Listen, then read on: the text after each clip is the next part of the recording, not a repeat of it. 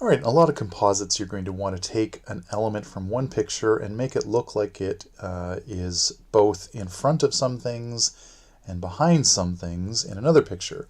Here I want to take the globe and make it look like it's in the person's hand. So how do we do that? First of all, I'm going to take the globe picture. I use the color select tool to select all of the black because it's easy. Invert the selection and then create a layer mask so that we just have the globe itself. Then I'm going to reduce the opacity a little bit so I can still see the hand, so I can figure out exactly what size I want and the position. It's hard to get the position if you can't see the hand underneath. You can use the arrow keys to gently nudge elements around if you want to move them just a little bit at a time. Okay, so now we have the globe where we want it, but the problem is that it's overlapping the fingers, and those fingers need to be in front. So what we're going to do about that is hide the globe layer for a moment. We're going to go to the quick selection tools and select just the fingers that we want to have in front of the globe. So select just the 3 fingers that will be in front.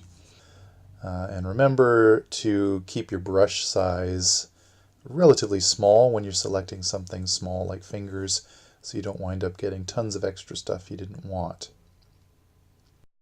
Once you have the selection the way you want it, right-click on the selection and select Layer via Copy. And what that does is it makes a copy of what you just had selected on another layer. So we turn the background layer off, you can see we have a separate layer with the fingers on it now. So if you click and drag that on top of the globe, turn the globe back on, you can now see that there are fingers in front of the globe. Now it's not perfect because we still have a little bit of the thumb showing and some stuff in between the 2 fingers. So we need to create a mask and go in and erase that stuff or hide it with the mask by painting black over it so that the globe will show through. So we'll need a very small brush for this.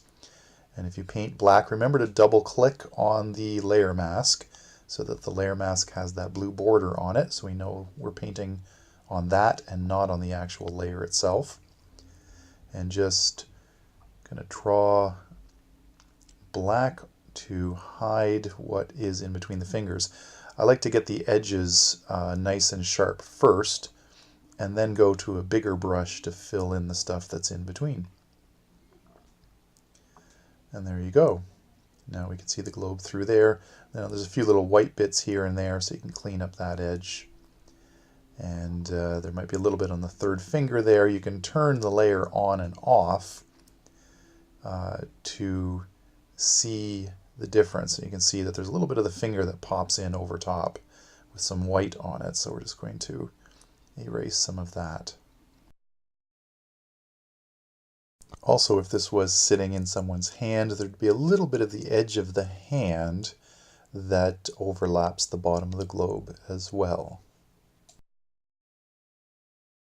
And don't forget that whenever you need to see through to the layers below, you can always reduce the opacity.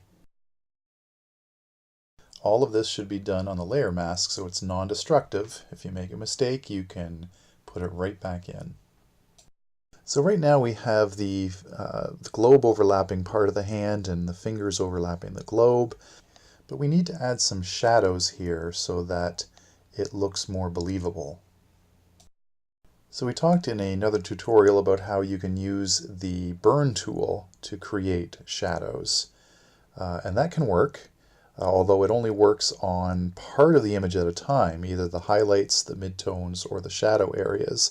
So sometimes you have to switch back and forth. I also want to put a shadow on the globe. And here is where the burn tool may not work so well, because the globe has bright areas, middle areas, and dark areas, and I really kind of want to darken them all at once. So here it might be better to switch to the brush tool and select a very low opacity brush and a soft edge brush. When you paint with a low opacity brush, you get very, very subtle effects. And you can build up the strength of them by layering over top of an area over and over again. The more you paint over an area, the darker it gets. This can be really effective for making sort of soft, shadowy effects.